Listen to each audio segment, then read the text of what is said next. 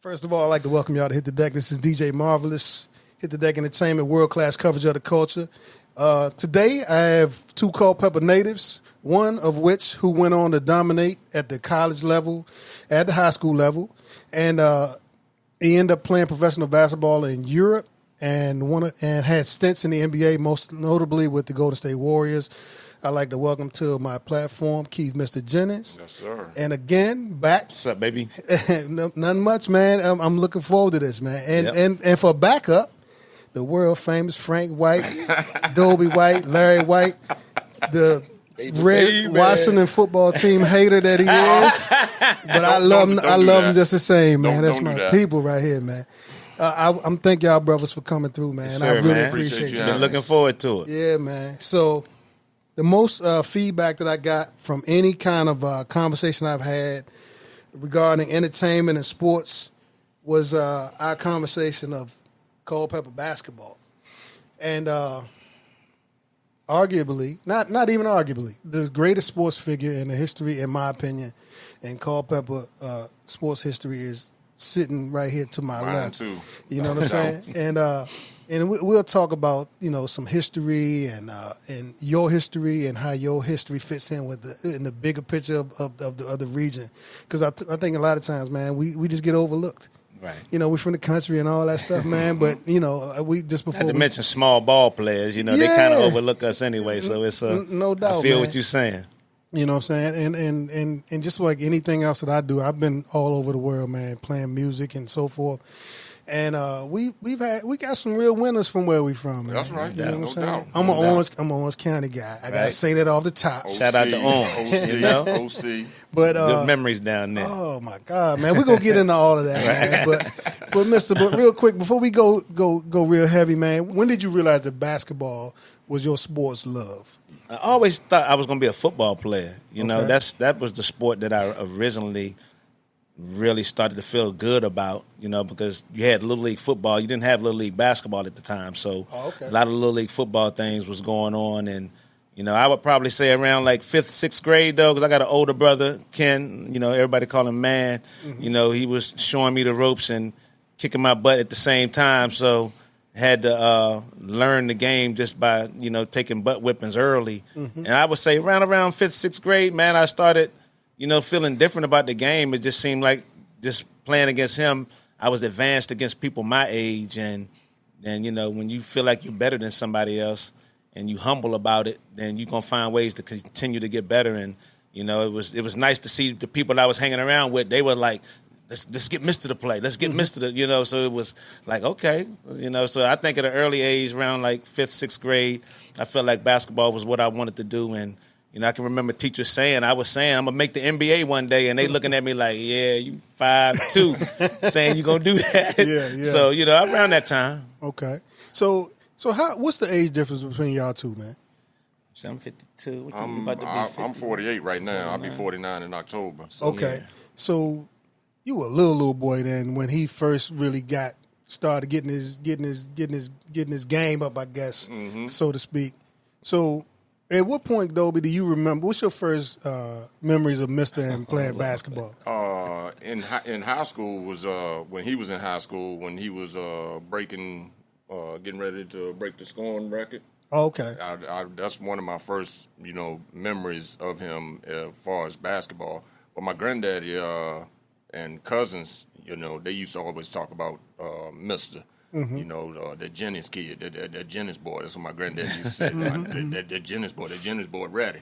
So, you know, I remember, you know, him breaking the scoring record at school. I was in junior high at the time, and I was one of the kids sitting in the stands, holding up the signs, you know, this many points, you know, down from what Mr. I just recapped that in the book in your book this morning, man, because I was like, they said the student body holding up. Mr. has 14 points. I was one of those kids, you know what I'm saying, sitting in the stands with that, and every time he would shoot, you know, every time he let a jumper go, and, you know, we'd be holding up our hands, you know, with the 3-point field goals, because they didn't have the 3-point line then. Mm-hmm. But from wherever he shot the ball, it was, you know, basically a 3-pointer at that time. You know what I'm saying? I don't want to cut you off, though.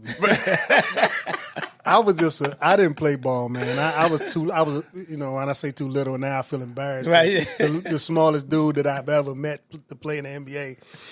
The crazy thing, right, was, like I said, I was from Orange, man, and we would come to Culpeper, and that's later down on the list of, I got to talk about the atmosphere. Mm-hmm. But we would come to Culpeper and watch y'all play. Oh, y'all would come over to our school to play. This was shooting from half court, man. Yeah. Hand in his face, He had nobody range. could stop him, man. He had range. Come on, don't gas me up. I didn't have half court range, but man. I did have NBA range kind of early. So we smaller players, you got to learn to shoot out there, And I really worked on that craft. My brother used to always tell me, man, and my cousins always tell me that basketball is such a thinking man's game. But it's too many people nowadays. Everybody just flying through the air, dunking, super athletic, and so forth. Mm-hmm. People don't really give the appreciation or the respect to the fact that it's a thinking man's sport. I agree with you on that because I know a lot of people say it's a read and react game, which it is also. Mm-hmm. But like you said, if you can outthink your opponent, that makes the read and react of it a lot easier. Mm-hmm. And I was fortunate enough to have a very high skill level where if a defender couldn't do this or stop me from doing that, I could think ahead and know how to attack him before it even happens, and it usually worked. When did that kick in for you though? Because you obviously you were a point guard, right? So you have a more managerial and strategic understanding of the sport. Mm-hmm. You know what I'm saying? Mm-hmm. So when did that kind of kick in for you? Did somebody nurture that in you, or you think it was just natural for you to just look at the game from a more strategic? I give a lot of credit to my brothers because, like I said, Man was 3 years older and Kirk was 3 years younger. Right. So what they instilled in me, not knowing, was Man helped me to develop a killer mentality, which he beat me so much growing up that, I had to figure out a way to beat him, and it was no remorse when he did it. And I finally did at around 9th, 10th grade. And then Kirk, when I would get up and jog at 6 a.m., he would go run with me. You know what I'm saying? And when I would come back and make my 200 jump shots, he would always rebound, and he never wanted to shoot. So it was like, hold up, man. What you 200 jump shots? Yeah. This was before school? Yeah. This was early. This was like, good gracious. I started doing this like my 9th grade year in high school. Before you went to school in the morning. Yeah. And I had to figure out a way to beat my brother because our talents were the same. He was just quicker and stronger. So I understood once I started getting in better shape, that started really helping me. And then just the practice of these shots, I just didn't miss that much. And that's how I had to be to beat him. Mm-hmm. So, that was the recipe that worked early. And as I moved on in my career, I was one of those ones, if it ain't broke, don't fix it. So I'm going to keep jogging and I'm going to keep making shots. And when the game comes, hopefully it'll be a good night. So, right. Yeah. So, Dobie, you were an exceptional athlete as well, man. So, where did you dual sport? I heard all these crazy stories. Look, Sally tell me all these stories. She know everything. I need to come interview her. That's the one. Yeah. I would love to get her take on this. That's what we need to chat with. She's seen it from the very beginning. Yeah. A lot of us. Yeah. So for you, Dobie, just to piggyback on what he just said, where did you get your work ethic from? Because, like I said, this stuff is just not natural, man. You got to get these skills from somewhere. Yeah, at the beginning, I think it was, watching my cousins come up, watching Fred. He played with Fred. Fred was the point guard on his team, Fred Shanks. Okay. Yes. Watching him, my cousin Steve-O, which is Fred's brother. Tough guys. Another person who dominated who I think us all the time. Who honestly, I may be biased with this, but honestly, in Culpeper, from around Culpeper, I think he's the best pure athlete who's ever come through there. No doubt. Do it all. Steve-O could do it all. He's on my list, Bo man. Jackson. He's next. He comes to mind. Power, strength, quickness, fast. He could any sport. You know what I'm saying? So, and then I had cousins up north. Jerome Williams is my cousin. He played in the league with the Knicks, played with Toronto. He got around the league he played at Georgetown with Allen Iverson. Jerome Williams, Junkyard Dog. That's my cousin. Yeah. Darnell White from up Northern Virginia. Played at Stewart's Draft High School. he was a monster out on the court. So I mean, I come from a long line of great athletes in our family. But then once I got with Keith, Keith took me under his wing. I seen his work ethic, and seen what he was doing on the basketball as far as getting himself ready for that next level, and it just it rolled off on me, and I was like, well, Keith is doing this.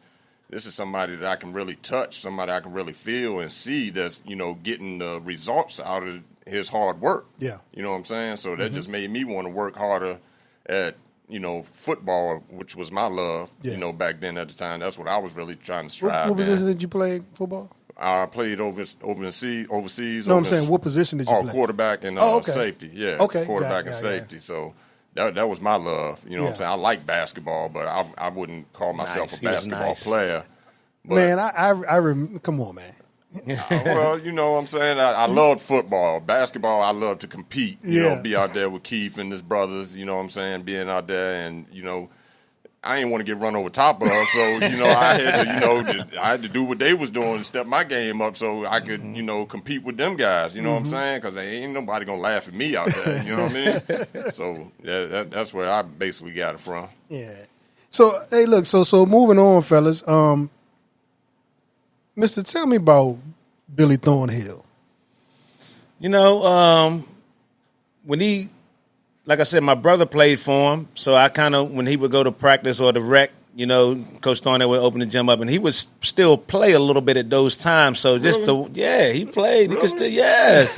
He kind of stopped playing when I really came around, like my freshman year, when he told me thought I could play varsity.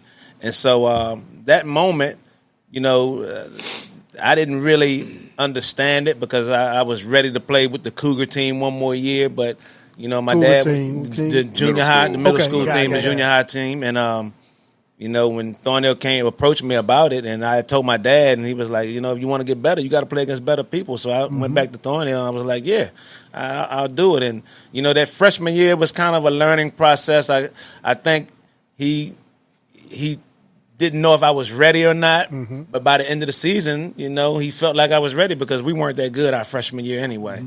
And he kind of gave me the reins towards the end of my freshman year, and then the next year, I guess he felt like he could trust me. And anytime as a player, if you feel like your coach can trust you, then you're going to probably feel good playing, trying to accomplish what you're trying to accomplish as a team and as a player. And at that point, I was like, well, this is my time. This is my time to try to shine in this wonderful history of Culpeper basketball that we have, because I remember the state champions and some of these other great players, and I was just looking forward for my time to hopefully do something with this opportunity. And wasn't Coach on the championship team, the state championship team? No, he came the year after that. Yeah. Okay, it was the same pool of people. Yeah, exactly, but he missed it. He was the leading scorer, and you broke his record, right? Scoring record in high school. Yeah, I surpassed him. Yeah.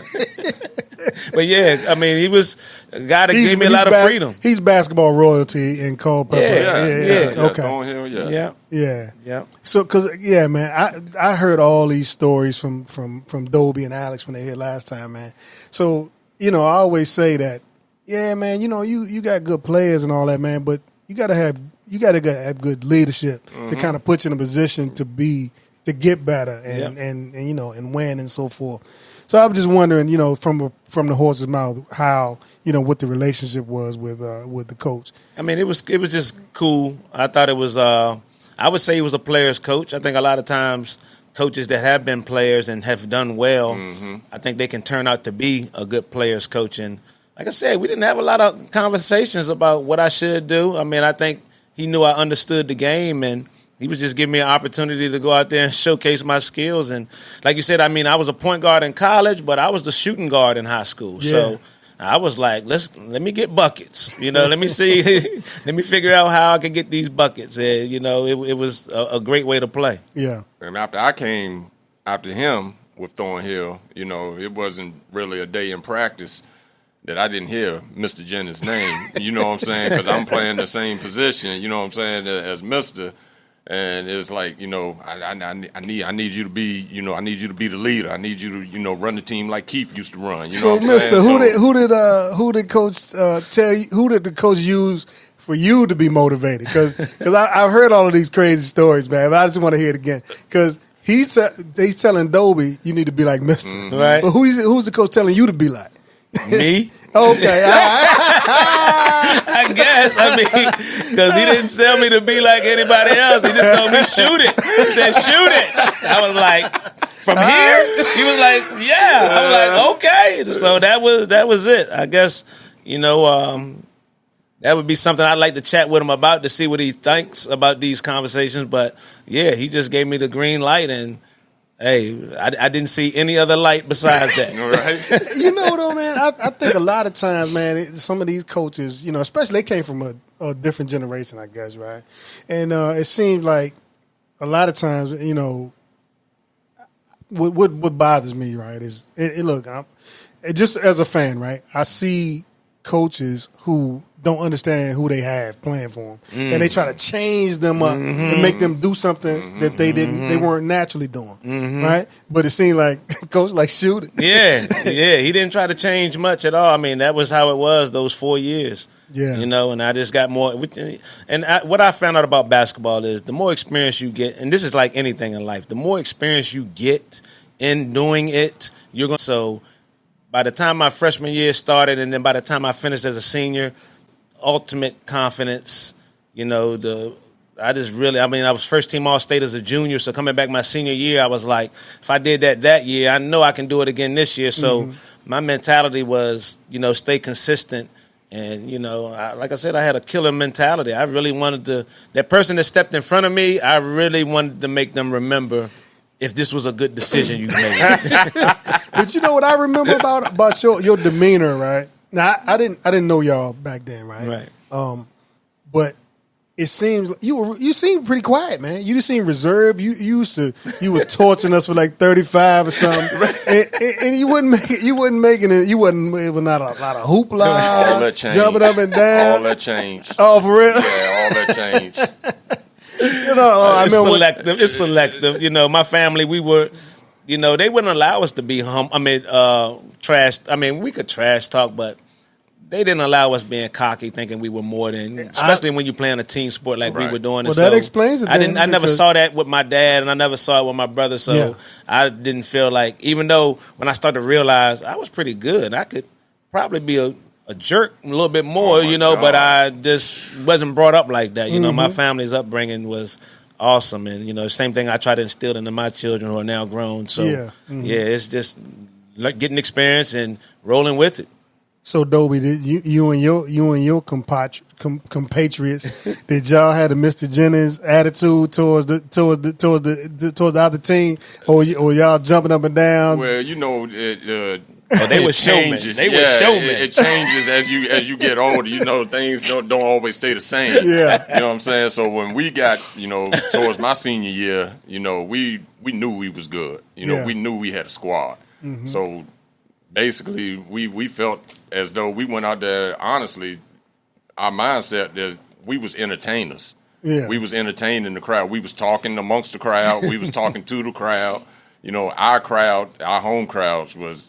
That crowd in Culpeper was man, you must be reading my mind. That's question number 4 on my list. But go ahead, continue, man. They was good. They was good for us for at least 10 points out of the game. You know what I'm saying? They felt the same with our crowd. They would give us 10 points out of the game because they was going straight at the other team and they was just killing them. You know what I'm saying? But it wasn't to where they was rude or they was just. I don't know. I've heard some things about our fans that surprised me, but we had a couple incidents, but they was cool with them after the games. You know what I'm saying? They could still interact with them. Yeah. If it wasn't cool, we couldn't come there and be fans. Right. That's what I'm saying. So they would be in line shaking hands with the other team. You know what I'm saying? That's how cool that they was with them. You know what I'm saying? So.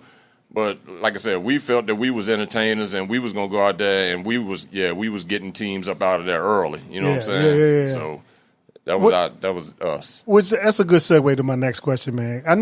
Because I always like to try to, I'm a DJ, man. I'm DJing across multiple generations. World famous. No, I ain't world famous, man. DJ Marv. Hit the deck. Been to his party a couple times. A few of them. He was always Frank White's official DJ. You know what I mean? My parties.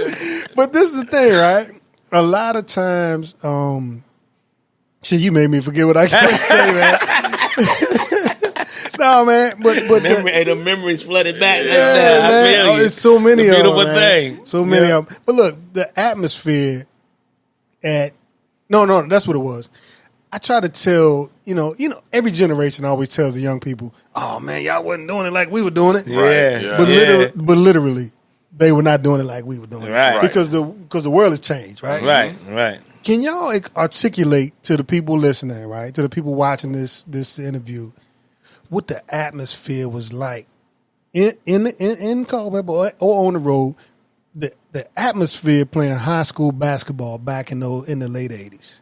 I mean, what I recall about it, it's always been like loyalty with Culpeper basketball fans. You know what I'm saying? Just remembering a little bit of the state championship team. And, being a young kid, watching them play, just seeing the energy in the gym. Like I said, I mean, for me, that was just the dream of one day I want to play out here. You know what I'm saying? Yeah. Just looking at it. And then when your time finally comes around, and I can remember when Orange would come, by the time I was a senior, and the rivalry was really legit and fanatical. Just me sitting in the door watching Big Matt and Paul Carter and all of them just run by, and I'm just giving them little words when they run by. Yeah, y'all here now, because the crowds. I mean, it was like it was unreal. It was unreal. It just got. Like Dobie said, we felt like we were ahead before the game started, and it could be intimidating, man. When you play in front of a crowd that supports you wholeheartedly and is really in for you to win, black and white fans. I mean, it was. I mean, I knew it was a tough place to come and play, and I enjoyed it. And to be able to play well in that type of arena, it just was. I'm sure. We created a lot of memories for different fans. Shit, nightmares. Right? And the thing I was like, man, too, we just could not get over the hump with y'all, man. But anyway, go ahead, man. Yeah, Matt and Paul, they knocked us out my senior year. Yeah. In the tournament, though. It wasn't in Culpeper, it was in the tournament. And the thing was, too, it was, in his day, I can remember as a kid being in there when I was in middle school, going to the games and stuff, and it was standing room only. You know what I'm saying? In Culpeper, it was just packed. When I come through there, by the time my sophomore or senior years come through there, we was like breaking fire codes. You know what I'm saying? It was standing room only. Standing room only. And then when we go over to Orange, they wasn't letting nobody in the gyms over there. You know what I'm saying? I mean, people standing all around the courts. You know what I'm saying? And they wasn't. I mean, and it was hot up in there. Just people just jam packed like sardines up in there, and just the volume. The atmosphere up in there playing against them guys that I played against, I seen him play against. It was just, and away games, all our away games, we was like had more people than their home teams did when I was coming through there, even when he was coming through there. Yeah. You know what I'm saying? So they'd be mad to see them stands filled over there. Yeah, no doubt. And I mean, and like I said, our crowd would give us.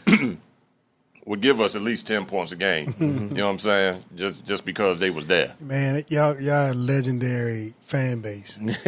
Mister, can you tell me about getting recruited and basically how it's different now?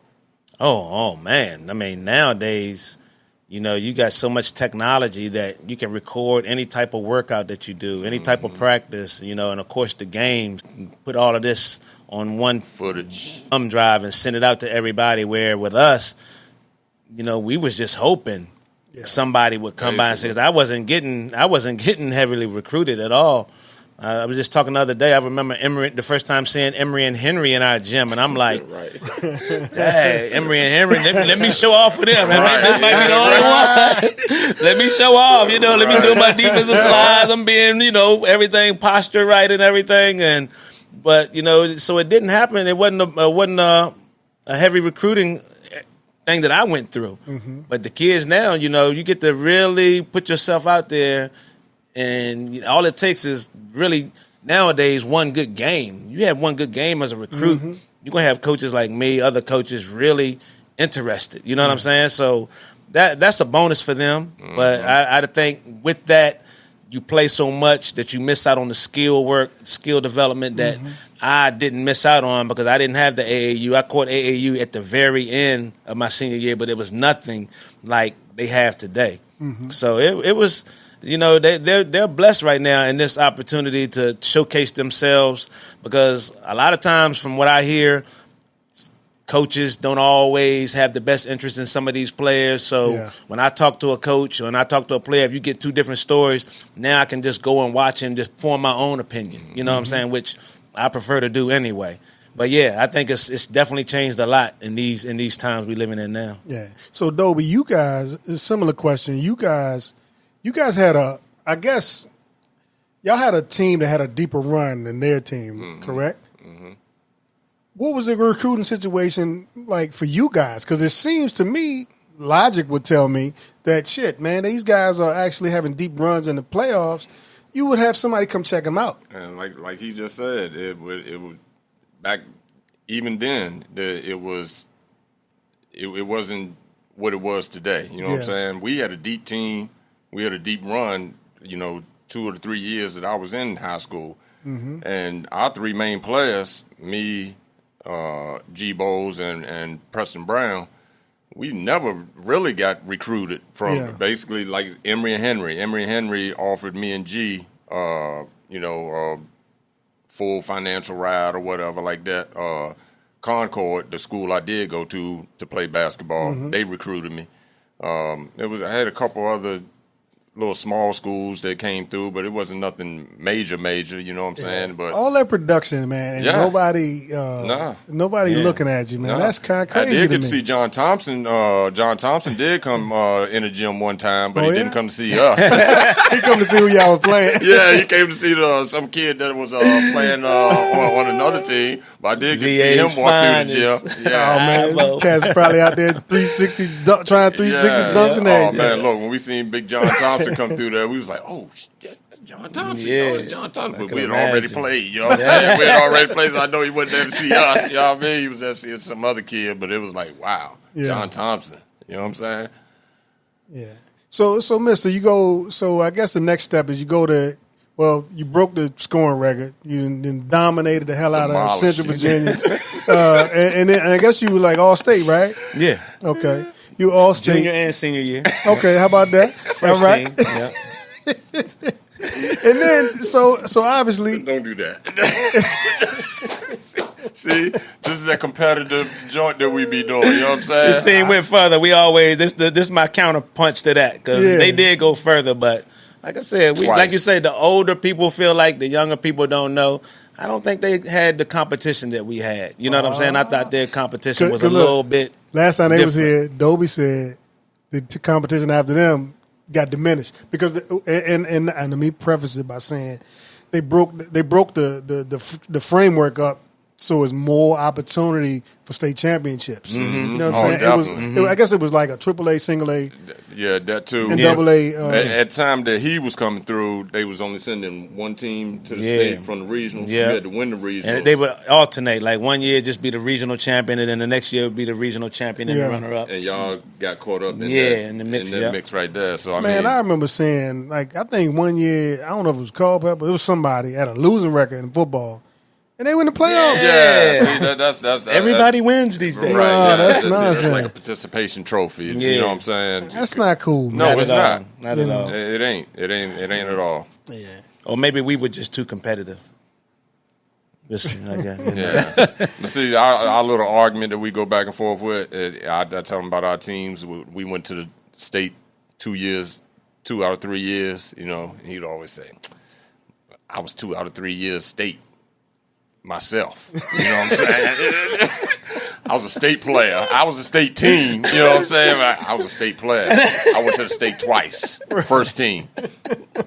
And we got knocked out the state first round each time. You know what I'm saying? But, hey, you know what I'm saying? But things we'll never see, but would love to always feel good about, I guess. Oh man. Yeah. So you still got it, Mister? You still? I can shoot it. Hey, look, I guess we ain't got gonna go too much more than that. basketball court up the street, and that, man. And that hurts. That hurts when I do that.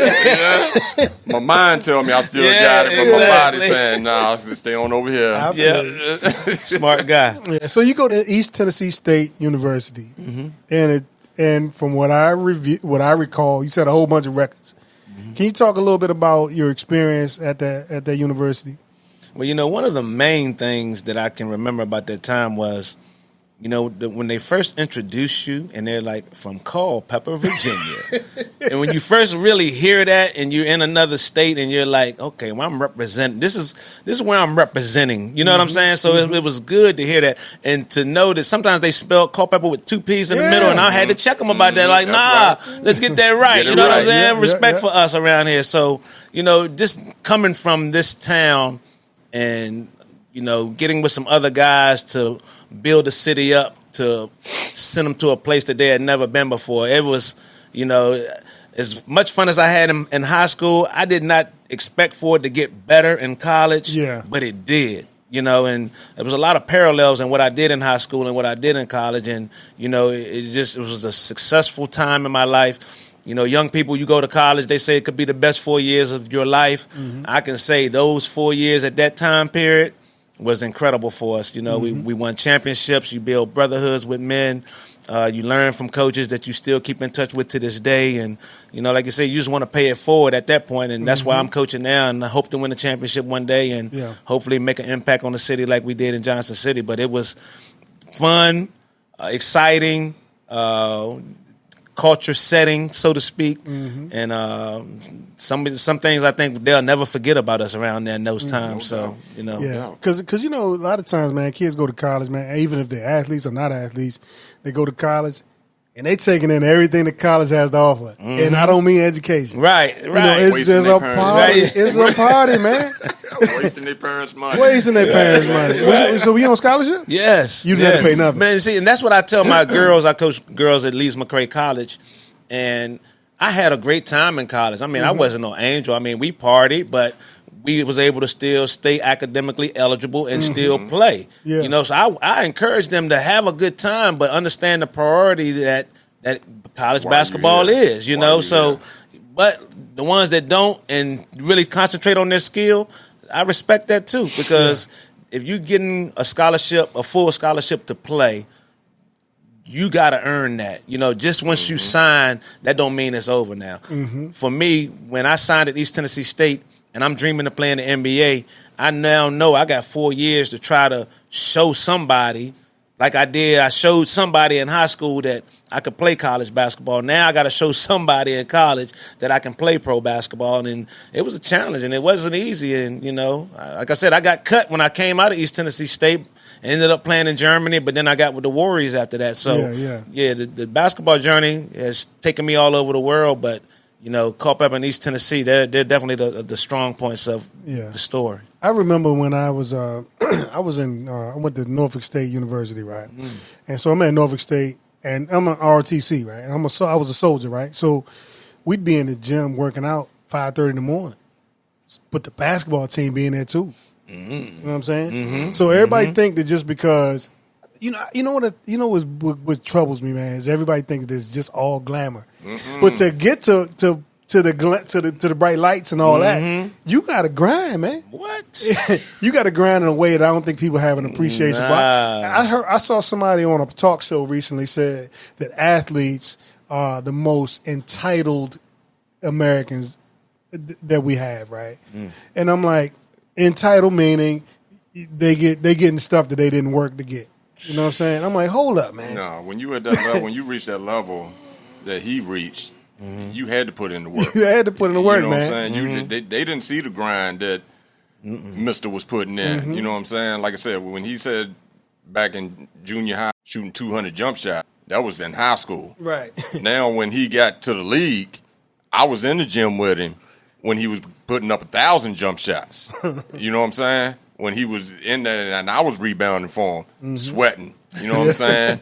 In there chasing the balls and whatnot. You know what I'm saying? Giving him passes and whatnot. I wasn't even worried about, shooting, doing my thing, or I was in there helping him. Seeing him put the work in. I'm like, wow, Keith, you gonna shoot some more? now we going to the weight room after this. You know what I'm saying? So now we pumping iron. This you coming back to Culpeper, or you going to where he at? He flew me. He took me where he was at too. I've been to Golden State. I've been to Denver. I've been to Spain. Hold on to the NBA stuff. I want to get to that I've been to France. Is the most amazing thing I'd ever. Yeah. Mister done took me everywhere. Basically, he didn't went and play ball. He didn't took me with him too. Man, that's my guy. When I was sitting there trying to come up with my questions, man, I you know what? I'm a hold those questions. But after college, right? Mm-hmm. Okay, first off, you set like, what are some of the records you set when you were in college? I mean, I left, I think, number 2 all-time in assists in college basketball history. all time. Not in the conference. Not in the conference. I'm number 5 all time now. Yeah, but number 1 in the Southern Conference still. I think my senior year, I shot like 59% from the 3. That was Lord have mercy. That was, but that's the all the work. I'm telling you that was those dusty driveway jump shots. They paid off because there's no way I could. Don't be laughing because I'm thinking like, how in the hell? Did you hear what he just said? 59%, man. From 3-point range. Yeah. From 3-point range. That's crazy, cuz. 59%. That's crazy. That's unbelievable. That was a good year shooting. It doesn't happen a lot though, because as many times as I played, I don't remember I haven't shot that percentage. But that is it's a time where it'll be a period where everything comes together. And it was funny that year. I just remember not hitting the rim that much. It was crazy how the ball was just going through there. Yeah. And not at a D3 school, not at a junior college. This is at the D1, the highest level. You know what I'm saying, in college. You know what I'm saying. Yeah. But those are probably the 2 records that I really had, that mean a lot, because, that the assist shows you that I was willing to be a passer as opposed to liking to score the ball. I mean, when I came out of high school, I was, averaging like 26, 27 a game. So to tone that down to now starting to be the passer, I quickly figured out I better learn to do something else, because when you get to that next level, everybody can pretty much score. Yeah. So, but it's only one basketball, so everybody can't shoot it every time. So passing became an art form for me, and I saw the happiness that it brought some of the people, because I knew it made me happy to score. So I already knew if I get him the ball and he scored, he gonna be happy about that. Right. So that was an easy transition. Yeah. So and this, being a good teammate, man. That's important. I'm a lifelong soldier, man. Mm-hmm. Being a good teammate is an underrated quality. You know what I'm saying? You make yourself indispensable by being somebody that can facilitate somebody else's ability to get their job done. Make them better. You know what I'm saying? Make them better. Yeah, that's exactly what it is. And I like that. I like taking a person who didn't have a lot of confidence in their game, and then you put them in a situation where they finally get a bucket, and you see like the confidence start to build in them, and then the next thing you know, they're believing now that I can do this more. Yeah. And so the assist ones probably meant the most.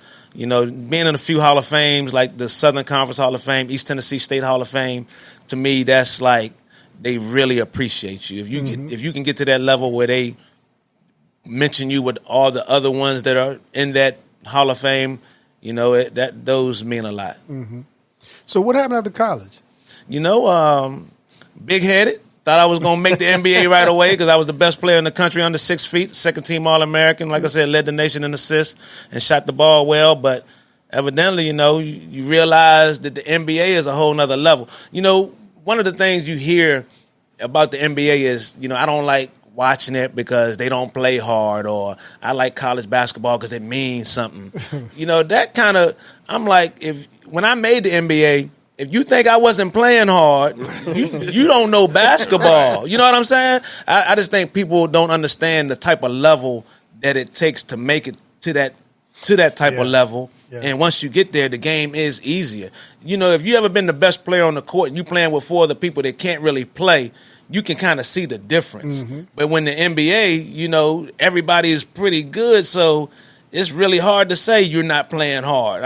I know I played hard, and I was a backup. Yeah. Now, if they think the starters didn't play hard, I just don't see how you can say a starter is not playing hard. That's the world we live in, man. People just have a weird assessment of what excellence is. Yeah. I'm looking at it like, man, just look at how fast they can move the ball up the court. Right.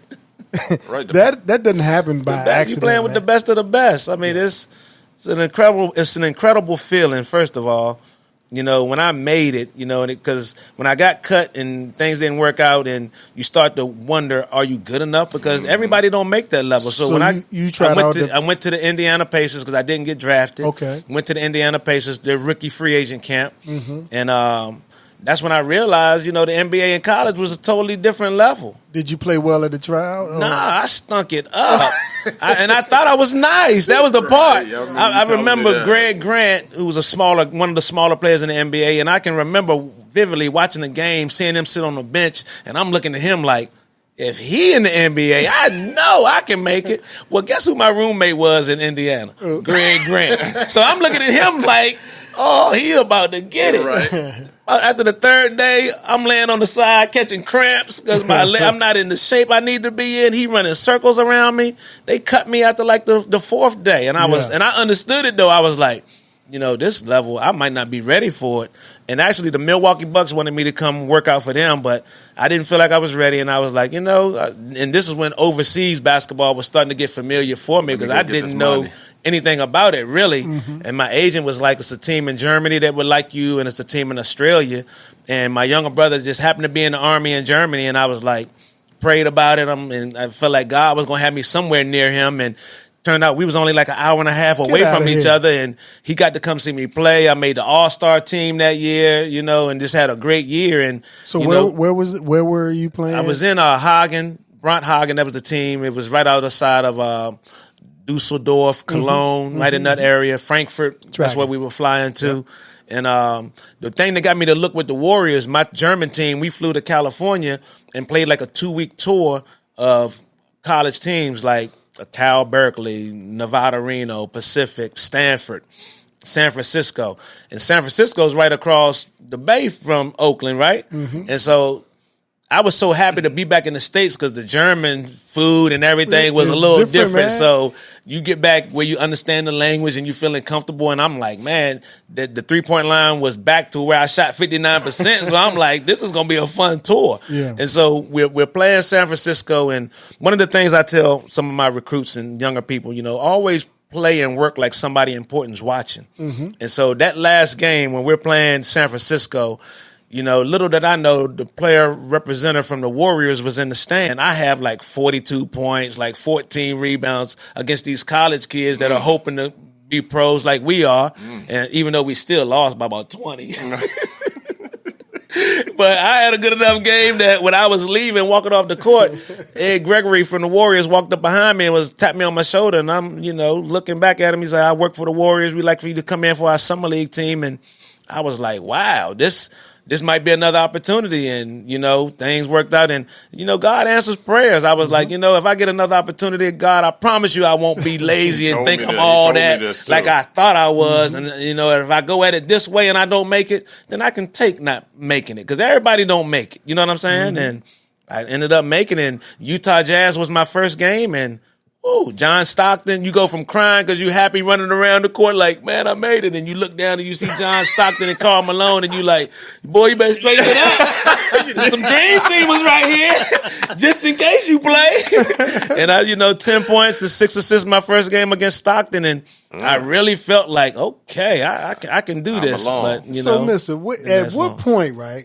Because every young man in America, in the world now, because the game is global now. Yeah. But every man in America, especially during the time that you played, man, I really can't even articulate the question that I want to ask you. So to understand, what in the hell did it feel like to step on the court with somebody like Karl Malone and John Stockton and these kind of people, and not be starstruck? Because if you get starstruck, you probably gonna get lit up.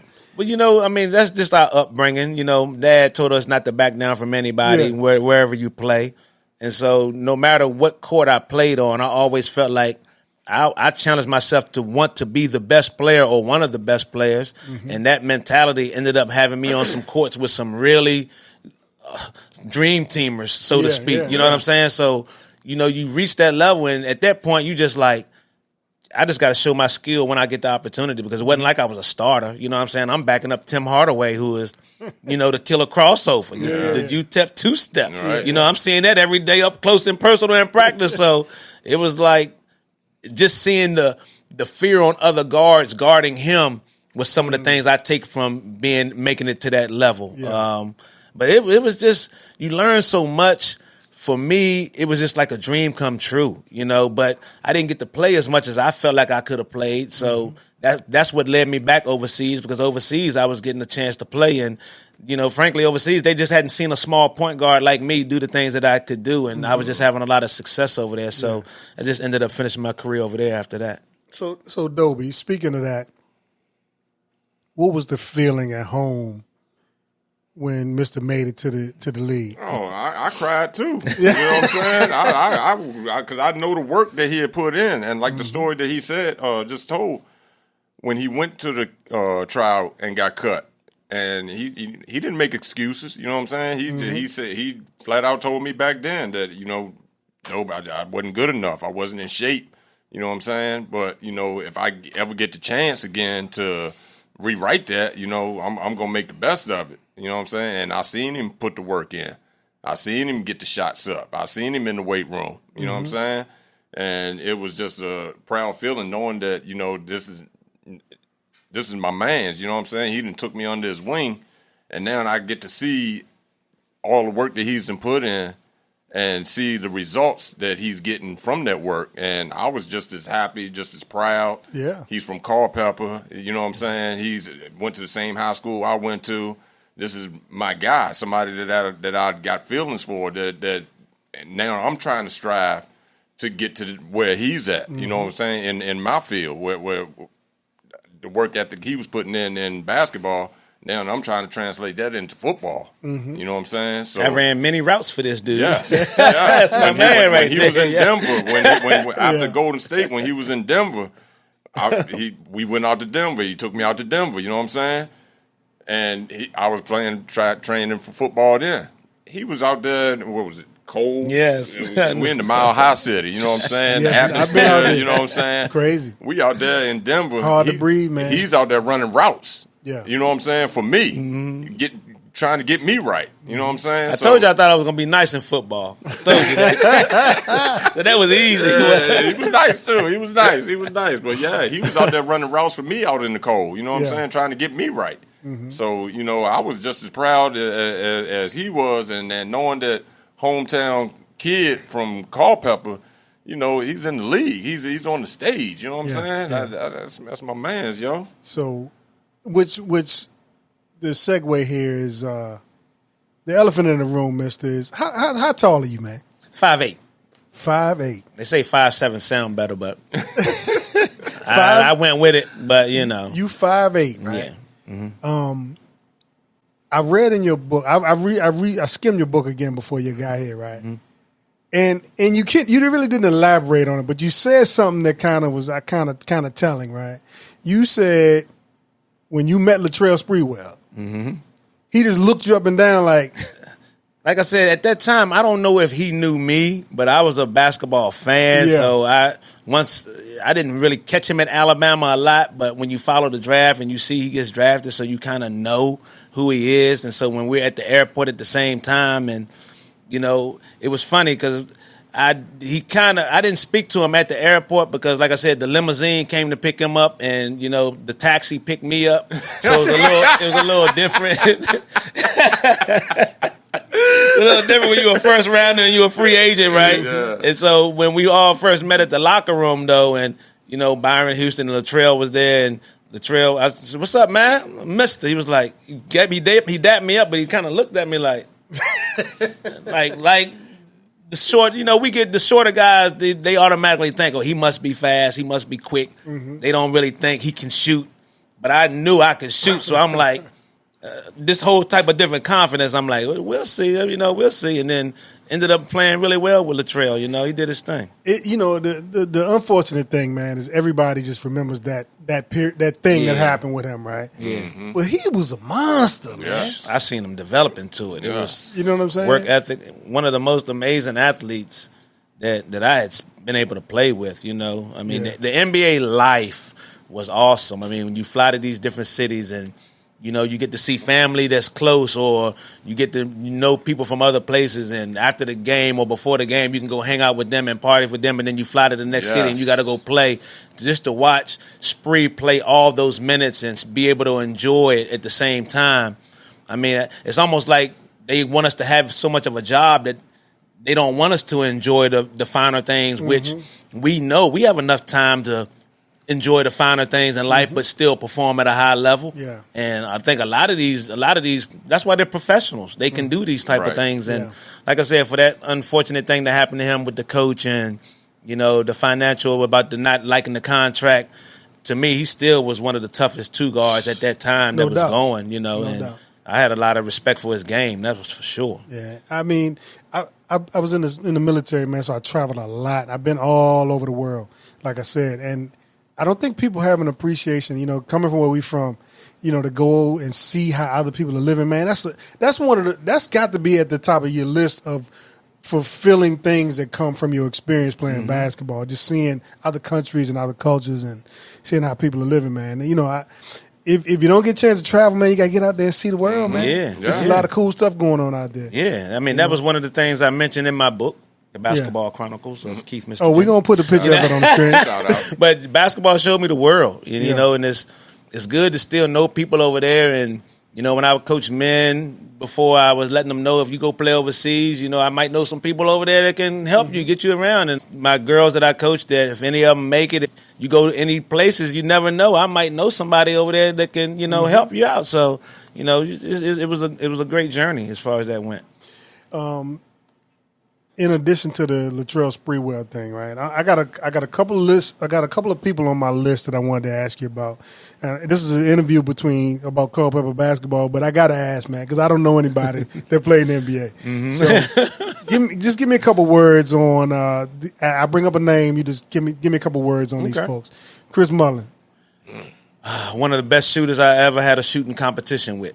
Yeah. Yeah. I was the one that wanted to challenge people because, like I said, if they don't know about me shooting, I'm more than happy to show you. And I think Mully was one of those ones that was, we had a great vibe playing with each other. The passes that he could find me, him not looking at me as a smaller player because I could shoot it. Really, really great dream teamer. You know what I'm saying? Work ethic. The way he shot it, I wanted to shoot him more. I know that's more than 2 words, but that guy was incredible in my shooting journey. That's for sure. Man, we can't relate to none of this stuff. We got to get it from you. That's why use many words as you want, man. So Tim Hardaway, killer crossover, trash talker. Ultimate confidence, ultimate competitor. I can remember us playing the Sonics in the preseason. I thought him and Gary Payton was gonna get to fighting in the preseason. I'm like, dang, it's like this is the NBA. This what it's like with this. But yeah, cool brother too. Cool brother. Don Nelson gave me an opportunity. Yeah. He wasn't my favorite though because he was the first coach that really yelled at me a lot. You know what I'm saying? I wasn't. You go from high school.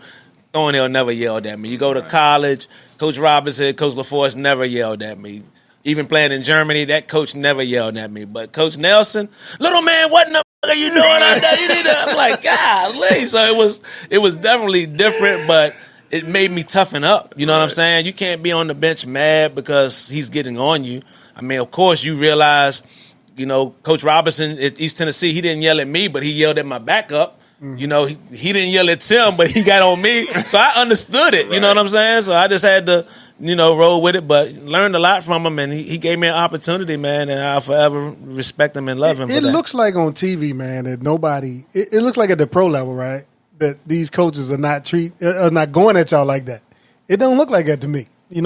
But evidently, the camera ain't on. You got to remember, the camera on the game. You don't see it unless it's a timeout and they coming. But, yeah, it's been times you get ripped for, like, somebody else's turnover. You know what I'm saying? You're like, Dad, I threw the ball. He could have caught that. It don't matter. He didn't catch it. I'm like, gee. Man. He making $20 million. You making $200,000. Yeah. I can't yell at him, but I can yell at you easily. Well, the question that everybody wants to know, man, is MJ. Did you ever play in a game against him? Both times I blew my knee out my rookie year after the 8th game, and we hadn't played Chicago at that point, so I missed playing him. Okay. But after that year, they won the championship, and he retired. So those next 3 years I came back, he was just getting ready to come back. Matter of fact, my last year with the Warriors, we were bad that year. We traded Chris Webber, and, we went from a playoff team to a lottery team that quick. And I can remember towards the end of the year, we on a losing streak, just stinking it up. And, I'm still coming to work, though. I'm thankful for the opportunity. So I'm still getting to practice early. So I walk into practice all chipper like I do. And I see Michael Jordan sitting in one of the chairs in our locker room. And I had to do the double take like, hey, what are you doing here? So I'm not afraid to talk. So, you know what I'm saying? I just gave him the head nod real quick. He lacing up some fresh Jordans and everything. So I get to my seat and I look down at him. I was like, what's up, Mike? You working out today? And he was like, yeah, Mister Jennings, I'm going to get out there. And I'm thinking to myself, Mister Jennings, Mister, he might know me a little bit. I know, right? So to work out with him and to play with him in that aspect, and then he came back the next year, it was, like I said, one of the greatest to play it, in my opinion. But, it was really nice time in my career to say that I was able to work out with Michael Jordan. So just a couple more, man. Because this shit is wild to me. My nephew, Footloose. My brother's DJ Footloose. His son Brandon. He watches a video. He always brings this up. Supposedly you took it to Shaq on some video. So you have any Shaq stories you can share? Actually, that was the game I blew my knee out. Oh, really? Yeah, it was in Orlando, and I just dropped 22 the night before in Miami. So we leaving from Miami, going to Orlando, and seeing yourself on ESPN really like as a pro, you're like, so now I'm feeling good. So we go to Orlando, and before the game, I remember one of our big guys, Victor Alexander. He wasn't feeling too well, and Coach Nelson, his running joke was, he got Shaq-itis. You know what I'm saying? He's sick because he don't want to play against Shaq. I got the flu. So he was like, well, anybody can draw a foul on Shaq, because of course you get Shaq out the game, and you're going to have better chances of, winning, scoring inside, whatever. And anybody get a foul off Shaq, I'm going to give you $100. And I was like, okay. Shoot, okay. So I ended up taking the ball into the rack and drew a foul on him. But then a little bit later, I blew my knee out, and so I'm getting on the bus, and Coach Nelson was like, "Don't worry about it, little guy. You're gonna be okay." I was like, "Okay," but I did get that foul off Shaq with that $100. He was like, he looked at me, he was like, "Little mother."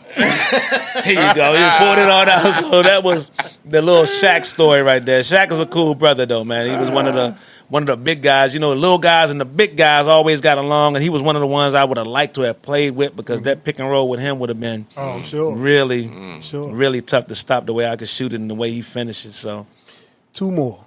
Charles Barkley. Man, I mean, when you see a man drop 56 on you in the playoffs, and I respected him before that. I respected Charles when he was with Philly, so awesome. The fact that he was his own person. I'm not a role model. I mean, I can kind of understand that to an extent, but at the same time, you can't do crazy things that you do. Throwing people through windows and all. Yeah, exactly. Right. But as a basketball player, it's unfortunate he didn't win a championship, because if he would have, I think you got to mention him with some others. But they put so much on the championship that you don't hear about Chuck. But he was a beast. Yeah, no doubt. You took his panties too, right?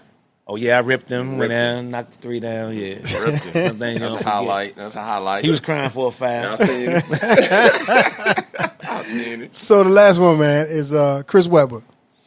Man, game changer, man. He was just, I guess like he was at Michigan, a program changer. He changed our whole organization. It was, you learned that there are living legends right in your face that could be younger than you. You know what I'm saying? It was amazing how going on the road before he arrived and no security, walking into the hotels, no worries. And the next thing you know, you get to these hotels with C Webb and, you got 400 or 500 people out. And it's just amazing the things that he did for the organization. And like I said, when he got traded, I was like, no, golly. But cool brother. I think he does a great job as an analyst now. And, I see that being successful for him, for a while. So after your playing days in the NBA, you go back to Europe? Mm-hmm. Yeah. To where? I went to France. Okay. After I got hurt in Denver and got released, actually a guy I played with at Golden State, Josh Grant, he was playing in France for this team called Le Mans. And he had hit me up once he saw that I got cut, and he was like, looking for a guard, man. It's not making nearly as much money as you were, but, you could build yourself up again or something. And I was like, I'll give it a shot. And, went over there. And I was coming back from my ACL, my second ACL, so I was only like about 70% when I went through that season. And I was always saying to myself, if I can get through this season, next year I know I'm going to come back even better. And I'm going to kill this league that next year. And that's what happened. Right. I got through that first season, was MVP of the league the next season, and, made the deep into the semifinals of the playoffs. But, it was definitely a fun time over there, that's for sure. So Dobie, to swing it to you, man. Again, I already asked you this, man, but I got to ask you again, man. I mean, what's going through your mind as a Culpeper native, seeing your hero just doing all this amazing stuff, man? Like I said, it just this cat was on a video game back in the day. Yeah, I played with him. Yeah, the Sega joint with him. It was Sega back then. You know what I'm saying? Footloose said he would take Footloose said he would take Tim Hardaway out, put Mister Jennings in. Yes, sir. Yes, my sir. man Cliff Robinson told me that. Rest in peace, Cliff. He told me that when he played with Portland. It was funny the things we talk about before the games. We out there shooting around before the game, and like I said, I'm not afraid to chat with people. And I was a fan of Cliff's at Connecticut and stuff. And I walked up on him, I was like, "What's up, Cliff?" He was like, "Mr. Jennings, you my man on that NBA." He said, "I put you in there. You shooting that thing." I was like, "Wow, that's crazy to hear that from other NBA guys." But it was. So how you feel? They say when somebody close to you, if they make it, you know what I'm saying, then we all made it. You know what I'm saying? No doubt. So that's the way I felt about it. You know what I'm saying? He lived my dream. You know what I'm saying? One of my childhood dreams of being in the NBA or going to the NFL or, just playing a major sport like that. And then he brought me along with him, to live that, to have that experience, you know what I'm saying? From, like I said, the NBA, Golden State, to Denver, when he was overseas, to France and, Spain, I've been all around the world with this dude, man. You know what I'm saying? So it's like, words really can't explain it. And then, let me get this in. There's one time when he blew his knee out, right? When he blew his knee out, right? So he came home for the summer, and he was getting right, trying to get back. And his brother Kurt had always told me, he was like, "Yo, Dope, we got to get Mr. back, you know what I'm saying? We got to help him get back in the league, we can't take it easy on him. We in the gym working out, lifting weights, we doing all the putting in the grind and whatever." So, I was playing ball, on a daily basis then, playing basketball and stuff, so my game was, reaching new levels, you know what I'm saying? So I was like, "Yo, Keith, we balling out of the school, come on out." And Keith was like, "I'm just getting my knee right, you know what I'm saying? I don't want to, go out there too early, whatnot, I'm still trying to get right." He's like, "But I come on out there, you know what I'm saying?" So Keith came on out there, I'm still in the mindset, and what his brother saying, we got to get Keith right. You got to go at him, you know what I'm saying? Don't take it easy on him. So we go out there, and, I'm balling, I'm hooping, you know what I'm saying? Killing me. Let me step in real quick. It's getting to the point where I know it don't usually be like this. You know what I'm saying? I'm usually the one killing him, right? So I feel like he had a point where he had some get back, from a long time. So, and I felt myself like getting mad, and I was like, I got to start to play harder, but I knew my knee wasn't ready yet, right? So I was like, after they beat me like 3 times in a row, right? He walked off the court. I didn't want to give him a chance to sweep me, Yeah, right? So after that yeah. third one, I just calmly walked over and started putting my stuff in my bag. So you know me, I'm sitting there like, I'm giving it to him now. Like, nah, Keith, come on back out here, get this sweep. You know what I'm saying? We get ready to sweep y'all. He like, nah, I had enough, Frank. I'm good. So, he left, humbly, gracefully, you know what I'm saying? He left about it there. Mm-hmm. So a few weeks later, about a month or so later, you know what I'm saying? Like, Keith, we balling back at the spot. You coming through? Like, yeah, Frank, I'll be through. So and he didn't know. I've been waiting. I was like, let me get back stronger right now because I don't like the way he did me out there. He did me kind of greasy right now, but I'm feeling close to 100%. Like I said, when I was coming back to, get ready for that second year, I was getting ready. So I was like, I'm going to be out there. I was on get back when the time I walked in the gym to see him because he had that old good smirk on his face like you about to get the same thing you just got. But I was like... So normally when we play pickup, you know what I'm saying, we talking junk to each other, you know what I'm saying, going back and forth like that, but it's in a friendly way, you know what I'm saying? We keep it competitive, we keep it spirited, you know what I'm saying, but we cool with it. This day that he come back out there, he ain't said nothing, yo, you know what I'm saying? He ain't said nothing. He had that look in his eye, that look on his face, and, he telling everybody, he calling ISOs, he calling clear outs, you know what I'm saying? I don't want no screens. I don't want no picks. I don't want no help. You know what I'm saying? So he gave it to me that day. He gave it to me that day, Marvelous. I'm not gonna lie. He gave it to me that day. Check this out. They swept us. They swept us on off the court. So we going on off the court. So I'm like, we over there toweling off and whatnot. He still ain't said nothing. Ain't even looked at me. You know what I'm saying? He dapped me up or nothing. So I'm like, toweling off. I'm looking at him like, yo, Keith, like. I do something to you, man? I don't know about it. We all right? Everything good? He was like, no, I'm good.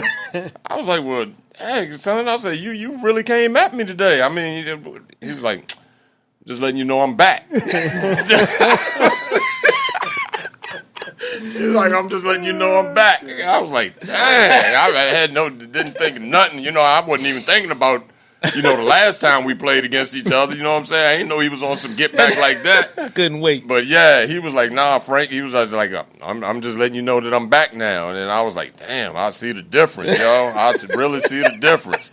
And after that, he was like, well, Mom cooking some chicken down at the house. You coming on down? I was like, yeah, I'll be down there. It's something about that chicken, man. I heard some chicken stories about the Jennings household. That was one of the funniest stories. That's one of the fond memories that I have of him. He showed me that there's levels to this. Yeah. You know what I'm saying? And you feel like I like that, though. I knew it came with the territory, especially me being small. They all sized me up like, he in the NBA, kind of like I did Greg Grant. He in the NBA, I could be in the NBA, and then Well, see, if you could do something against him, you know what I'm saying? Then he's in the NBA. Then credentials you up, feel man. like you can do it, on anybody else. You know what I'm saying? He's an NBA player, so.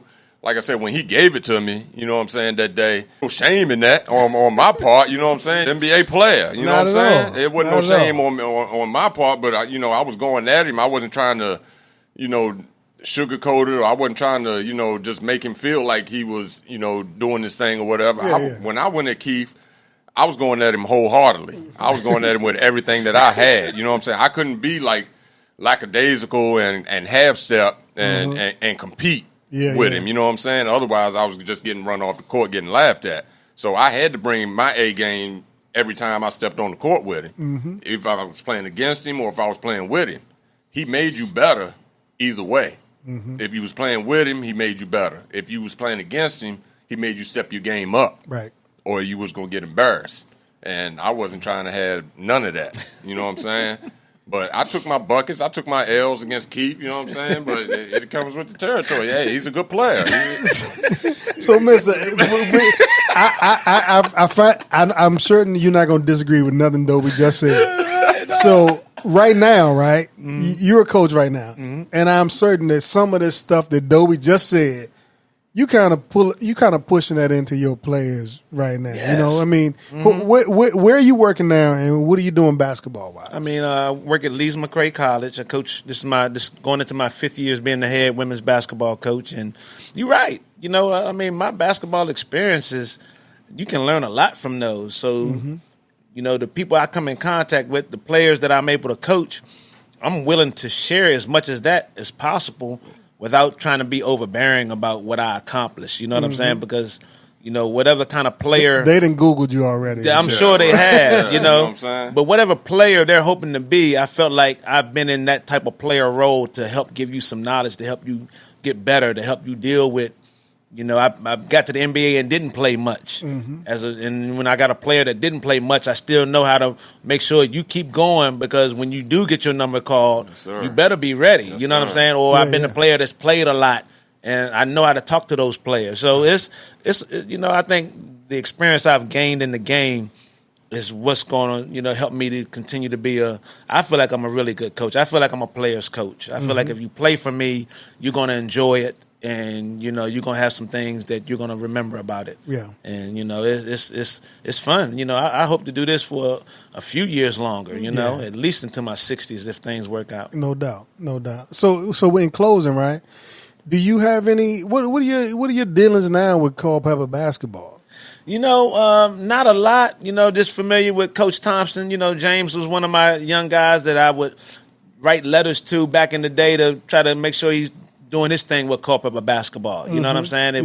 It was, you know, I like looking out for the younger guys that I saw coming up, if I could give them some knowledge. But, yeah, you know, that's one of the strange things, you know. I mean, JT was the first coach to allow me to come back and talk to the teams, you know, but I've been surprised that the former coaches or even just the high school to not have me come back and speak to the kids, because, you know, maybe some of these kids don't know that they got somebody that accomplished some things. And, you know, I think sometimes you need something to dream for. Yes, sir. And if you don't hear that story, then maybe you're just going to keep moseying through, not realizing that if you put your mind to something, you might be able to do something. You know what I'm saying? That's a leadership failure, man. I don't understand why, because I love Culpeper, and I don't want to put myself on them. Like, I don't want to be like, let me go do this because I did this. You know, I feel like you want your kid or you want your students to dream about something that one of their former students have accomplished, then I'm your guy to help get that message across. And look, you have never been the guy that's been like, look, I was in the NBA and you guys are peasants. I don't deal with y'all. You know what I'm saying? Like you that. seem you a very open, good-hearted type of guy that's willing to impart any type of wisdom that you have on anybody. And I'll be first to attest to that. Yeah. He's done that to me. You know what I'm saying? He brought me right along with him from day one. You know what I'm saying? From, like I said, from Golden State to Denver to overseas to I was playing in Sweden at the time. He was playing in Spain. You know what I'm saying? The two Culpeper kids from, you know, the same town overseas doing something that they love to do. He was playing basketball, I was playing football. It's like, Frank, let's hook up. I'll fly you down. You got a break in the season, come on down. Yeah. Flew me down. You know what I'm saying? So now we kicking it all over the world. You know what I'm saying? I mean, that's an experience that I will take to my grave with me. You know what I'm saying? And I try to tell my son, you know what I'm saying, what Mister has done for me, the experiences, the, you know, friendship that we've had, and that came from day one to where it is now. You know what I'm saying? And I try to tell my kid, look, you want to play basketball, you keep hollering you want to play basketball.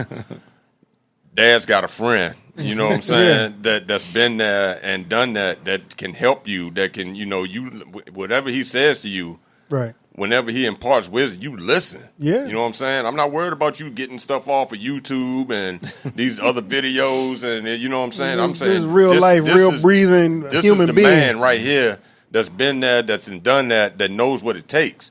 So if he tells you something, Trip, you know, you listen and you look at him right dead in his eye, and you get soaked in everything that comes out of his mouth. And I don't understand the people around Culpeper. Well, you know what? They ain't going to do it, man. That don't do Collectively, we going to do it.